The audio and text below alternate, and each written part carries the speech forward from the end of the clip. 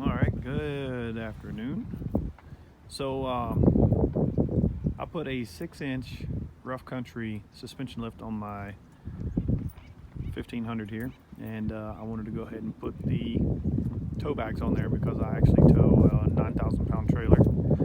This thing performs like a champ. The only problem is it squats the piss out of it. So I installed a set of Airlift 5000s that I bought from SD Truck Springs, and they gave me all the spacers and the compressor kit and all that. So it's about $500 out the door.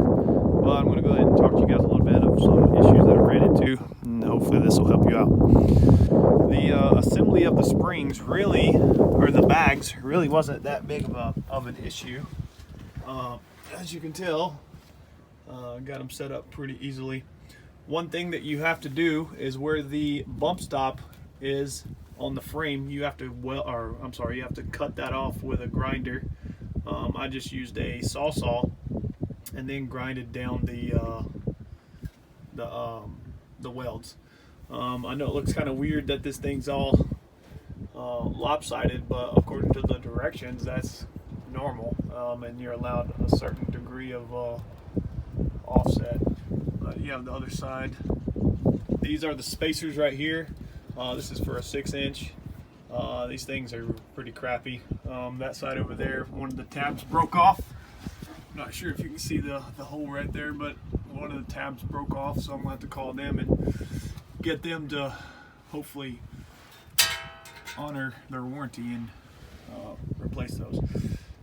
So I just did a single line. As you can tell, it's running right there. So my T is up here on top of the frame, and I have it zip tied. So I got one line running straight over, one line running from this side, and it teed off, and it goes straight up to the pump, which I will show you now. So I installed the compressor right here for basically just for easy access. So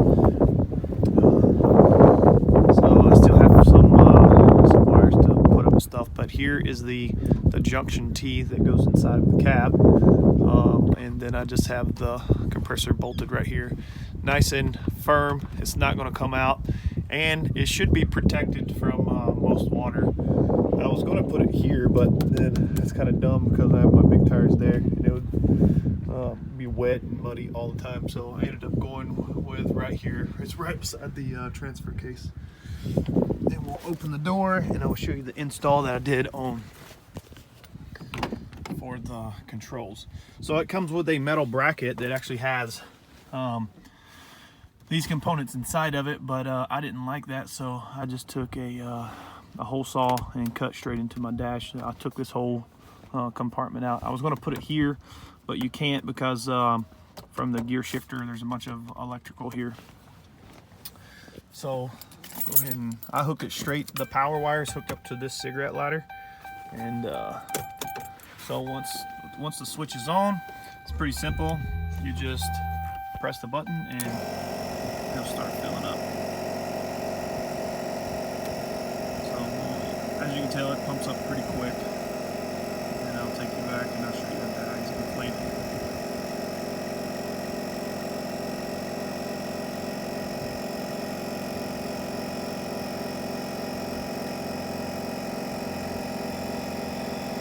Put 20 pounds in it last night, and I came up this morning, it was still at 20, so I know they're holding strong.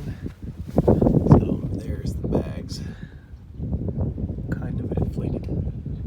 20 pounds is really nothing. And then to deflate, you just press the button.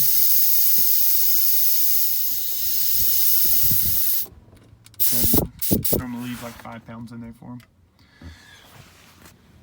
I did run my wires like right here, so they come straight out, go straight across, and as you can tell right there are my wires. I thought I tucked them back in there, but I guess I didn't. There we go. Well, anyway, so there they are. If you guys have questions, don't hesitate to post a comment and I'll try to answer. Thanks for watching.